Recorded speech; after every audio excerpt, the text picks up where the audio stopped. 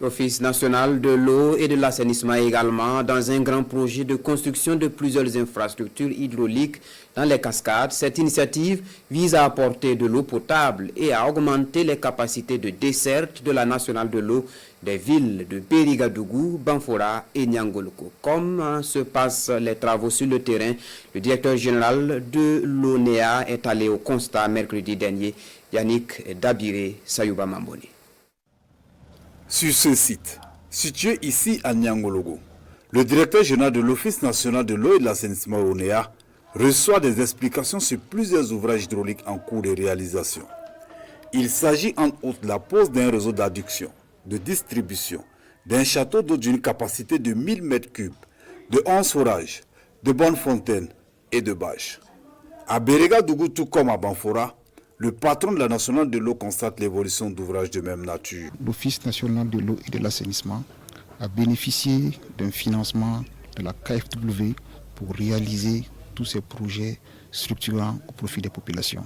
Donc c'est des projets qui vont renforcer la production et la distribution de l'eau potable dans les villes de Banfora, de Bérigadougou et de Niangoloko. L'ONEA est engagée et disposée à travailler pour l'amélioration de la desserte en eau potable ainsi que l'assainissement des eaux usées et excrétants.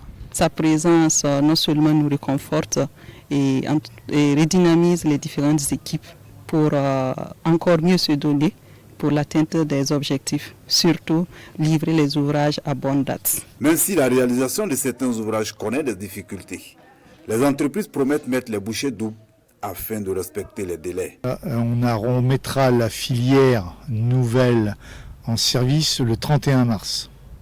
Donc, ce qui veut dire que pour les populations, à partir du 31 mars, il y aura 400 m3 au lieu des 200 actuellement. Le retard qui est déjà occasionné peut bien être rattrapé avant l'échéance du délai. Et donc, dans ce planning-là, les travaux s'achèvent bien dans les délais impartis.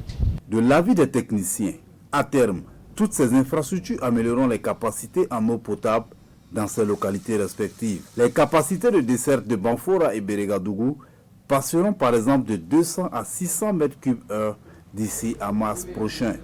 Une action rendue possible grâce au soutien financier de KfW à hauteur de 31 milliards de francs CFA.